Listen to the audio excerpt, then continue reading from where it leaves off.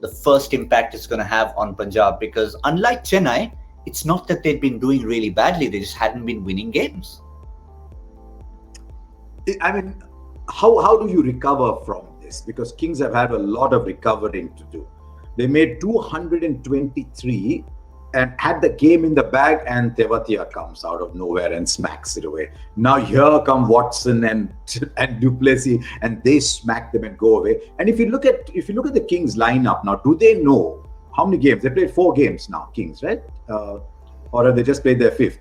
They've just played their 5th, right? So 5 out of 14, they're well over a third into the game. Do they know what their best team is? Because you see, they started with Bishnoi. They had Murugan Ashwin. Then they played Gautam. Now they played Harpreet. Then they played Jordan. Then they took Jordan out. Then they played Nisham. They took Nisham out. Maxwell, they don't know. Maxwell's not scoring. Nisham's getting angry with journalists. So, I mean, it's all happening. So I don't know whether they know what their best side is, or whether they're going to say, look, we brought Jordan back. If we drop Jordan now, then there's no point picking him again, because it means 2 chances and gone. Or do they say, no, this is the team we backed. 178 was a good score. We'll play with this team. So that's a call they have to take. But I don't think they know what their best team is, it seems, at this stage.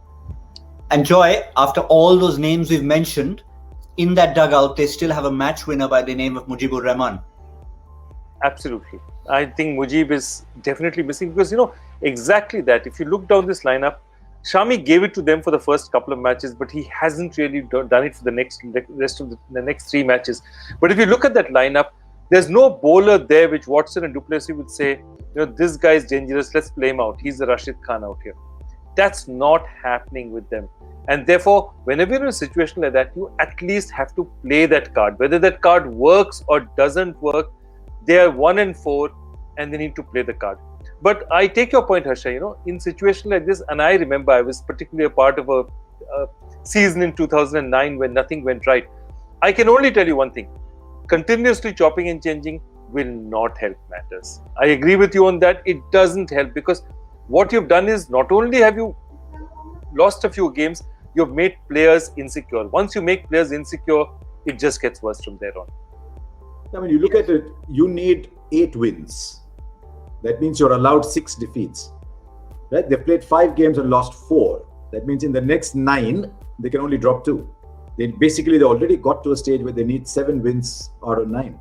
And that's tough. And it's hard to see. I mean, look at some of the 2 or 3 of the best innings have come from them. What change do they make? Do they say, okay, Maxwell's not really firing, let's get Gale back in, right? Now what happens? You get Gale back in place of whom? In place of Maxwell? Then where does Mayank Agarwal go? He's batted brilliantly. Does he go back to 3 for balance? That means you're dismantling the one thing that's working for you. So can you get Gale back in and say you bat at number 3? No, it's like saying, can you call Lata Mangeshkar and be the backup vocals?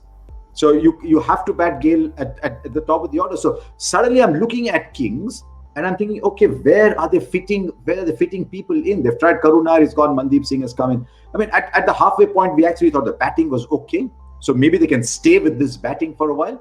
But the bowling didn't ask any questions at all.